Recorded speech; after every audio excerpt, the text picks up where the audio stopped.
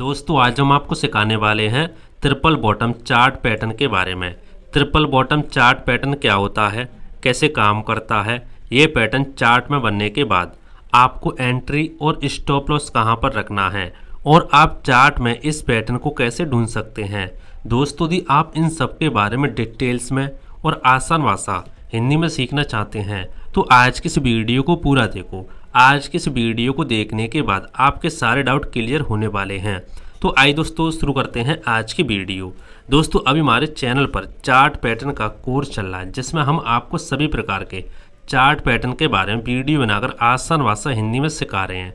दोस्तों इससे पहले हमने बहुत सारे चार्ट पैटर्न का वीडियो बना भी दिया है। यदि आपने नहीं देखा है, आप देखना चाहते हैं तो आपको इसी चैनल के प्लेलिस्ट में सभी वीडियो मिल जाएंगे, आप जाके देख सकते हैं। आज हम आपको ट्रिपल बॉटम चार्ट पैटर्न के बारे में कंप्लीट जानकारी देने वाले हैं। तो आइए दोस्तों शुरू करते हैं आज की वीडियो।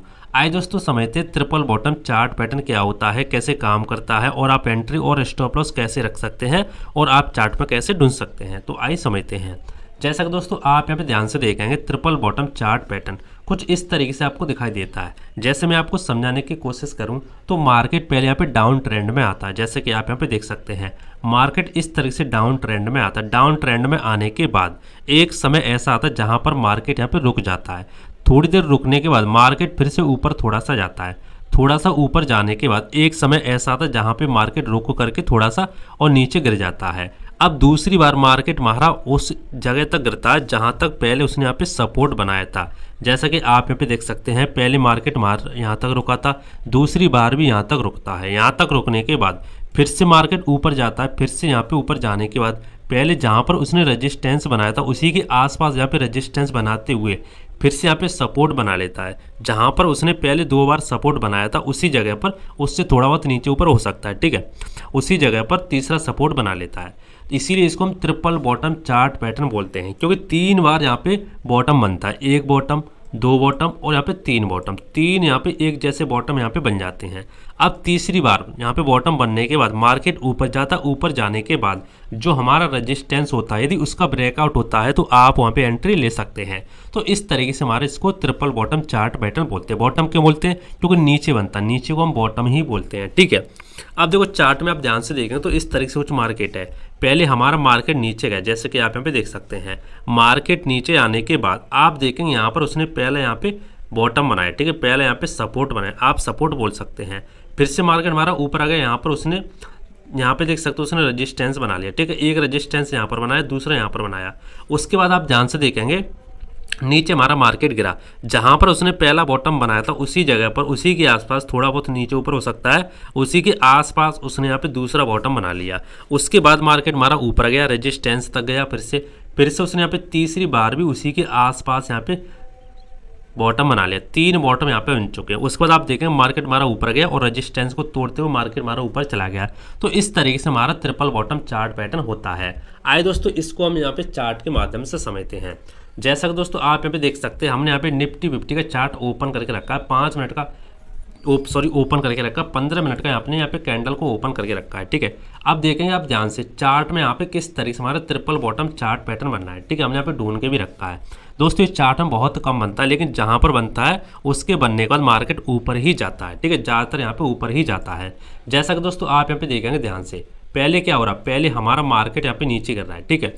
हमारा मार्केट नीचे गिरने के बाद आप ध्यान से देखें, थोड़ा मैं आपको समझाने की कोशिश करता हूँ इस ड्रो के माध्यम से, ब्रुश के माध्यम से। देखो पहले हमारा मार्केट इस तरीके से नीचे गिरा, ठीक है। नीचे गिरने के बाद यहाँ पर गिरा है, यहाँ पर उसने पहला यहाँ पे बॉटम बनाया। पहला बॉटम बनाने के बाद यहाँ पर उसने पहला बॉटम बना लिया, ठीक है। पहला बॉटम बनाने के बाद फिर से हमारा मार्केट ऊपर गया। ऊपर जाने के बाद एक स्थान पर हमारा मार्केट वहाँ पे रुका, उसके बाद फिर से यहाँ पे नीचे गिर गया। नीचे गिरने के बाद आप देख सकते हैं यहाँ पे उसने दूसरा बॉटम फिर से यहाँ पे बना लिया, ठीक है। फिर से उसने यहाँ पे दूसरा बॉटम बना लिया। अब दूसरा बॉटम बनाने के बाद फिर से हमारा मार्केट यहाँ पे दूसरा बॉटम यहाँ पे बनाया, ठीक है, देख सकते हैं दूसरा बॉटम यहाँ पे बना लिया। यहाँ पे दूसरा बॉटम बना लिया। दूसरा बॉटम यहाँ पे बनाने के बाद फिर से थोड़ा सा मार्केट हमारा ऊपर गया, ठीक है। थोड़ा सा ऊपर जाने के बाद फिर से यहाँ पे नीचे गिरा, तीसरा बॉटम यहाँ पे बना लिया।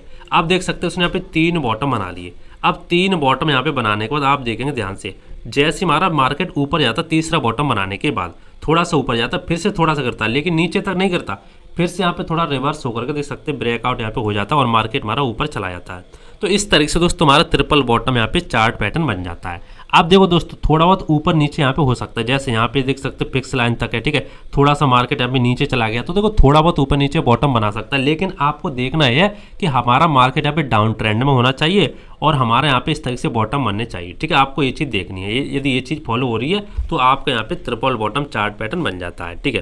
तो दोस्तों आपके यहाँ पे समझ में आ गया होगा। अब देखो ये पैटर्न बनने के बाद आपको एंट्री और स्टॉप लॉस कहाँ पर रखना है, चलो उसके बारे में थोड़ा पे बात कर लेते हैं। पहले मैं इसको थोड़ा डिलीट मार देता हूँ, फिर मैं आपको थोड़ा समझाने की कोशिश करता हूँ कि किस तरह से भाई साहब आप स्टॉप लॉस और यहाँ पे टारगेट को रख सकते हैं और आप यहाँ पे किस तरह से ट्रेल वगैरह कर सकते हैं। देख सकते हैं हमने इसको डिलीट मार दिया। अब समझते देखो दोस्तों होता क्या, सबसे पहले आप वो समझो। देखो इस तरह से हमारा मार्केट गिरा, अब देखो होता क्या है, आपको क्या करना, आपको इस तरह से लाइन को ड्रॉ कर लेना। जैसे आपको लगे कि यहाँ पे कुछ बॉटम बनने वाला है तो आपको नीचे सपोर्ट और ऊपर यहाँ पे रेजिस्टेंस को लगा लेना। रेजिस्टेंस कहाँ पर लगाएंगे, जहाँ पर पहला हमारा रेजिस्टेंस बना उसको लाइन ड्रॉ कर लेना इस तरीके से। देख सकते हैं जैसे हमने लाइन को ड्रॉ किया ना, तो आप ध्यान से देखेंगे हमारा इस तरह से रेजिस्टेंस ऊपर वाला बन चुका है। पहले हमारा मार्केट डाउन ट्रेंड में था, उसके बाद इस बॉक्स में थोड़ी बहुत यहाँ पे 3 बार बॉटम बनाया, उसके बाद आप देख सकते हैं हमारा मार्केट यहाँ पर आया। अब यहाँ पर मार्केट आने के बाद आप देखेंगे ध्यान से किस तरह से हमारा एक ब्रेकआउट हुआ, एक यहाँ पे बड़ा कैंडल बना है। लेकिन आपको पता है आप इतने बड़े में एंट्री नहीं ले सकते, ना कि आपको भाग कर एंट्री लेनी है, आपको इंतजार करना है कैंडल के क्लोज होने का। तो कैंडल हमारा कहाँ पर क्लोज हुआ, यहाँ पे हमारा कैंडल क्लोज हुआ।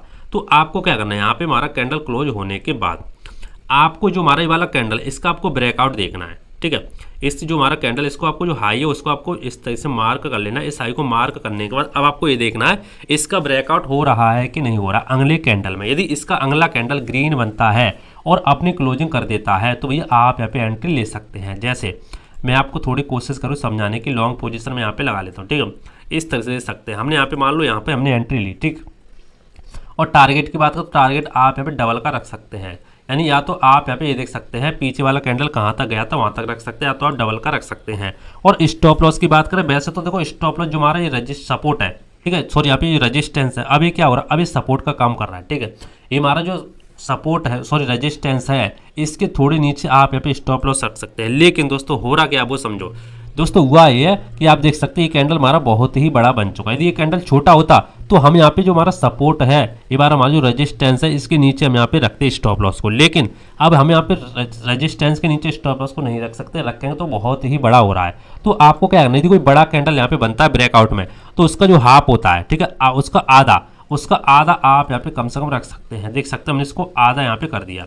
यदि हम आधे की बात करें तो हमारा यहाँ पर स्टॉप लॉस हो जाएगा, और टारगेट की बात करें तो आप इसका टारगेट यहाँ पे लगभग डबल का रख सकते हैं। देख सकते हैं डबल टारगेट आपको आसानी से यहाँ पे मिला भी है, ठीक है, डबल से ज़्यादा मिला है। तो इस तरह से दोस्तों आप यहाँ पे एंट्री ले सकते हैं। देखो इससे जो बड़ी कैंडल है इसने यहाँ पे कभी कभी ये गड़बड़ कर देती है। यदि ज़्यादा बड़ी कैंडल बन जाती है तो आपको यहाँ पे एंट्री नहीं लेनी है, ये भी चीज़ आपको देखनी है, ठीक है। यानी आपको पहले टारगेट देखना है। यदि टारगेट मान लो एक ही कैंडल में पूरा हो रहा है तो एंट्री लेने से कोई भी मतलब नहीं है। तो ये चीज़ दोस्तों आपको देखनी है। यदि मान लो यहाँ पे कैंडल छोटा सा बनता है, जैसे मैं आपको समझाने की कोशिश करता हूँ, जैसे फॉर एग्जांपल यहाँ पे जो हमारा कैंडल था इतना बड़ा ना बन के हमारा जो क्लोजिंग होती, क्लोजिंग कैंडल की मान लो इस तरीके से हो जाती, जैसे मान लो इस तरीके से, देख सकते इस तरीके से हमारी मान लो क्लोजिंग हो जाती कैंडल की, ठीक है, यहाँ पर क्लोजिंग हो जाती। उसके बाद जो अगला कैंडल था इसका जो ब्रेकआउट था, इसका ब्रेकआउट तोड़ देता तो आप यहाँ पे एंट्री ले सकते थे। और स्टॉप लॉस की बात करें तो इस कैंडल के नीचे वाला आप स्टॉप लॉस यहाँ पे रख सकते थे, लेकिन ऐसा हुआ नहीं है, कैंडल हमारा बहुत बड़ा बन गया, इसीलिए मैं आपको बता रहा हूँ, ठीक है। तो दोस्तों इस तरह से आप यहाँ पे टारगेट और स्टॉप लॉस को रख सकते हैं। तो दोस्तों उम्मीद करता हूँ आज का वीडियो आपको पसंद आया होगा और आपके समझ में आ गया होगा ट्रिपल बॉटम चार्ट पैटर्न क्या होता है, कैसे काम करता है, कैसे एंट्री, कैसे स्टॉप लॉस रखना है, कैसे चार्ट में ढूंढना है, ठीक है। तो आपके समझ में आ गया होगा। देखो दोस्तों कोई भी चार्ट पैटर्न हो, कोई भी कैंडल पैटर्न हो, कोई भी तरीका हो, कोई भी इंडिकेटर हो, ठीक है, 100% भाई साहब कोई भी काम नहीं करता। ये चीज़ आपको समझ में आनी चाहिए, ठीक है। कुछ संभावनाएं होती हैं, ऐसा नहीं कि इस चार्ट पैटर्न के बनने के बाद आपको यहाँ पे हमेशा यहाँ पे आपका जो चीज़ है वो सही रहेंगी, हमेशा मार्केट आपका ऊपर जाएगा, नहीं, कभी कभी थोड़ा सा ऊपर जाने के बाद आपका स्टॉप लॉस भी यहाँ पे हिट होंगे, आपके स्टॉप लॉस भी यहाँ पे हिट हो जाएंगे, ठीक है। स्टॉप लॉस हिट होंगे तो कोई दिक्कत नहीं, आपको सिर्फ टारगेट पे ध्यान रखना है, आपका टारगेट कितना बनना है, कितना आपको बनना है, ठीक है। ये चीज़ होती है, 1-2 बार लॉस आपको बनेगा लेकिन प्रॉफिट में आप रह सकते हैं यदि आप सही तरीके से रिस्क रिवॉर्ड को करेंगे तो दोस्तों उम्मीद करता हूँ आज का वीडियो आपको पसंद आया होगा। दोस्तों इसी तरीके के और भी वीडियो देखने के लिए आप हमारे चैनल को सब्सक्राइब कर सकते हैं, वीडियो को लाइक कर सकते हैं। बाकी दोस्तों मिलते हैं इंटरेस्टिंग नई वीडियो में, तो जय हिंद, वंदे मातरम, बाय बाय।